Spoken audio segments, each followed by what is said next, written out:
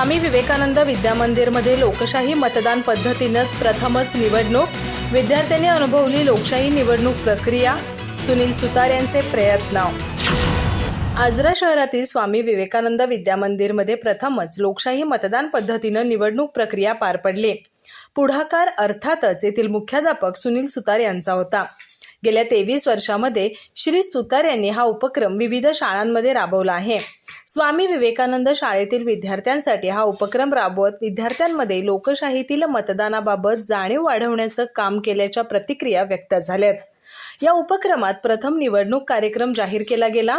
त्यानुसार पहिल्या 2 दिवसात इच्छुक विद्यार्थी उमेदवारांकडून नामनिर्देशन अर्ज भरून घेतले गेले। तिसऱ्या दिवशी अर्जाची छाननी आणि माघार होती, तर चौथ्या दिवशी दुपारपर्यंत निवडणूक प्रक्रिया आणि दुपारनंतर मतमोजणी प्रक्रिया पार पडली। शाळेतील मुख्यमंत्री, उपमुख्यमंत्री, आरोग्य आणि पाणी पुरवठा, बागकाम, क्रीडा, सफाई आणि प्रार्थना, सांस्कृतिक कार्य, सहल, अभ्यास, ग्रंथालय अशा एकूण 10 पदांसाठी झालेल्या या निवडणूक प्रक्रियेसाठी चौथ्या इयत्तेतील 4 विद्यार्थ्यांनीच मतदान अधिकारी म्हणून कामकाज पाहिलं। या अधिकाऱ्यांनी मतदार ओळख पटवणं, मतपत्रिका घडी घालून देणं, मतदाराच्या बोटाला शाई लावणं, मतदाराची स्वाक्षरी घेणं ही कर्तव्य पार पाडली।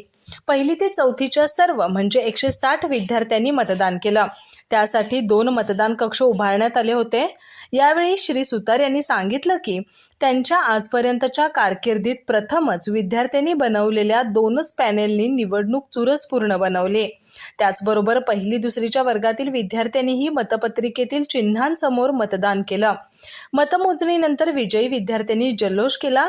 या प्रक्रियेत निवडणूक निर्णय अधिकारी म्हणून राजाराम गाडीवड्ड यांनी काम पाहिलं, तर प्रेमा साठे, उत्तम नातलेकर, संयोगिता सुतार, संतोषी कुंभार यांनी सहकार्य केलं।